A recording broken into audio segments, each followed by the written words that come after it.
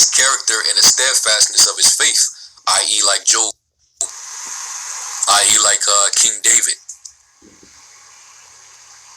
See? And many various other men, Daniel, the three holy children.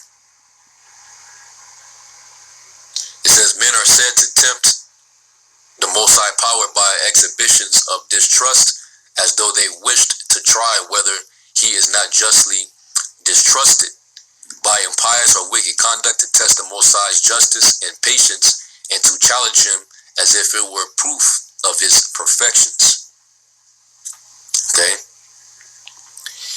So we must all be tested. We all got to be put to the test.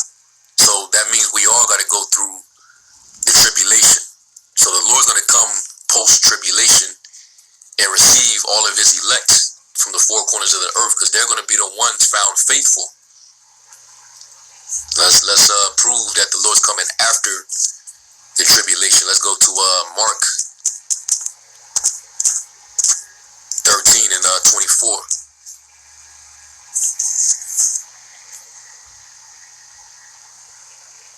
And it says, but in those days after that tribulation, the sun shall be darkened, and the moon shall not give her light, and the stars of heaven shall fall, and the powers that are in heaven shall be shaken. And then shall they see the Son of Man coming in the clouds with great power and glory, and he shall send his angels and shall gather together his elect from the four winds, and they're going to be coming out of every tongue, kindred, nation. Because Israel is scattered amongst all nations, speaking different languages. So the elect are all over. It says from the uttermost part of the earth, here from Babylon the Great to the uttermost part of heaven. Okay? And now let's go to Revelation 7.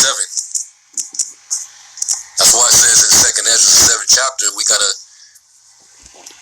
gonna suffer straight things and hope for the wide.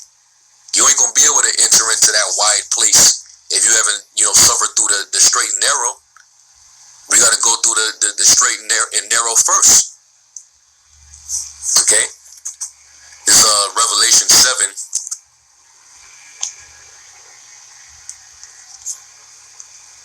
And verse 9.